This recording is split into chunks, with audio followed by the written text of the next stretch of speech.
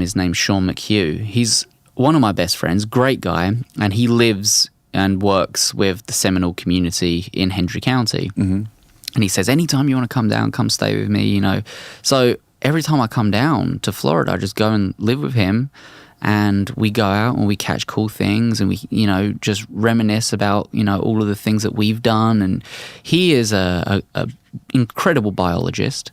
He's worked with Florida Fish and Game. He's like done a bunch of stuff with that. He's now working with the Seminole communities. He's working with, you know, transects and kind of like different pieces with, he's doing crested caracara surveys, and he's like helping, you know, Seminole people euthanize pythons, which are, you know, destroying the ecosystem of the Everglades. Right. Pythons and I think iguanas too. Iguanas, yeah.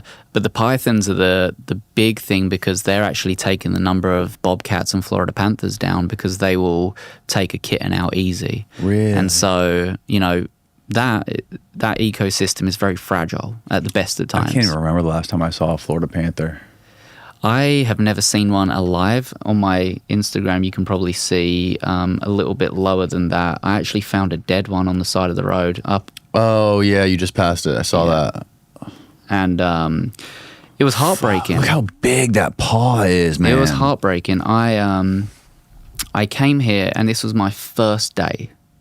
And yeah. That's so sad. Absolutely, what a beautiful creature. Absolutely killed me. And so now, because of this, I've been putting cameras up to see if cats have this disease which causes their hind legs to lock up. So that cat, that individual, was found to have this disease, which basically... This one was found to have this disease, which basically causes their spinal cord and their back legs to lock up. And so what they're thinking is a lot of the cats which are found dead on the roads might not be able to evade the car, because they basically get like a temporary paralysis. Oh, shit. And I've actually got camera trap footage of bobcats in Pacific Northwest who have it, where basically their back legs are like super stiff. And so with the project that I have, it's only a small one. I'm just trying to do my little part here, but I'm working with an organization called F-Stop as well. And they do a lot of camera trapping throughout the Everglades. And basically trying to get video evidence of if these panthers are struggling. And if they do struggle and we can ID them... Florida panthers are very hard to ID because they don't have any rosettes. They don't have any patterns. Right. So you can't ID one from the other very easily unless it's male, female, size, injury, scar, you know, all these few things.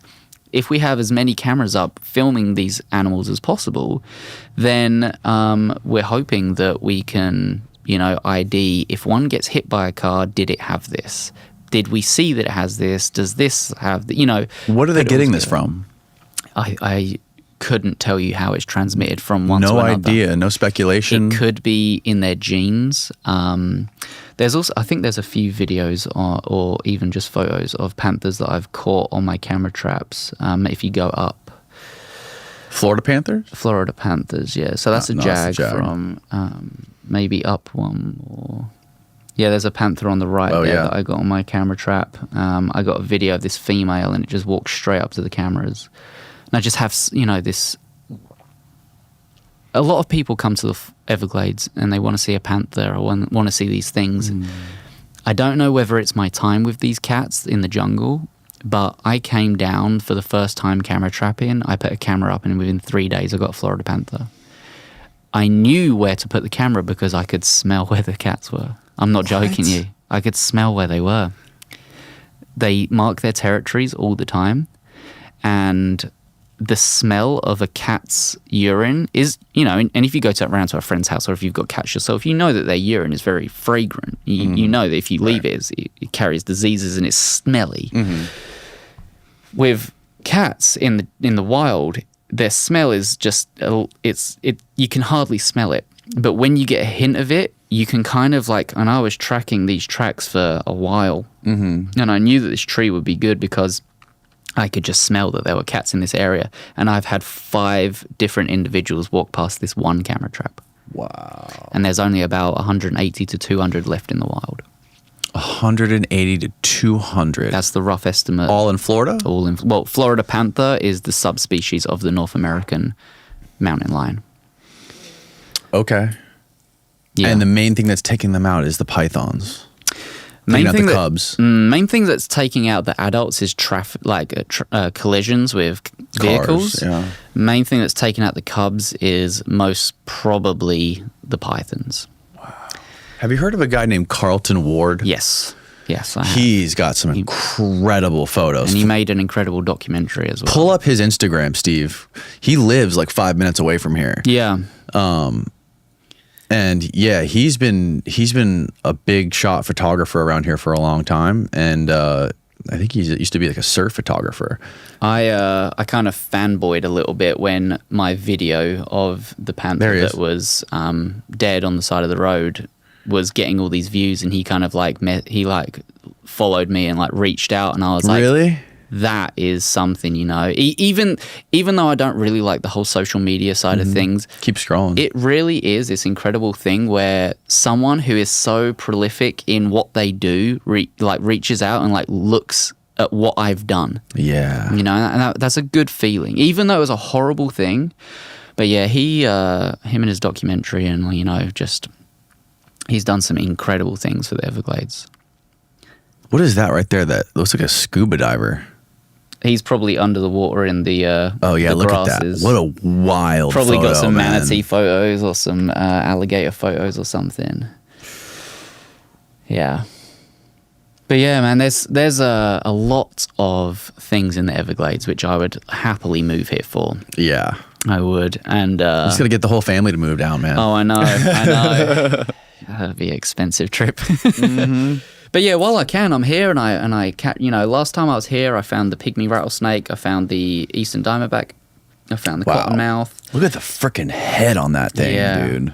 But yeah, I come down here as often as I can because the wildlife in this state is, man, you can't beat it. Yeah, you can't beat it. Like on one night, I went out for 2 or 3 hours and I found 11 snakes in 2 hours.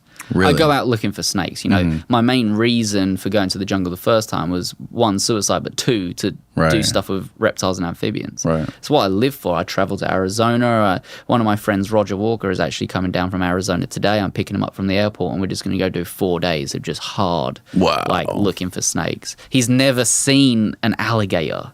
He's only lived in like California and Arizona, you know, and he lived in Germany before that. His dad was in the military, but he's only ever lived in states where there's been no crocodilian species. So he is just ecstatic to see his first alligator. That's incredible. And so, have you ever been bit by a snake?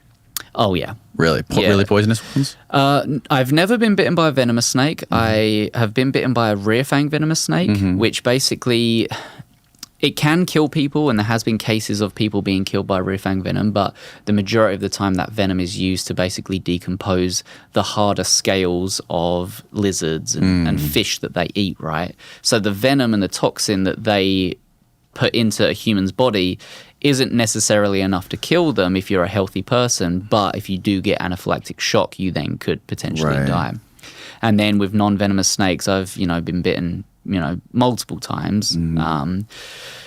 But I have this respect for snakes, and you know, I'm not going to jinx anything, but when I see a snake, I can kind of tell if it's in a good or bad mood. It's a really weird thing.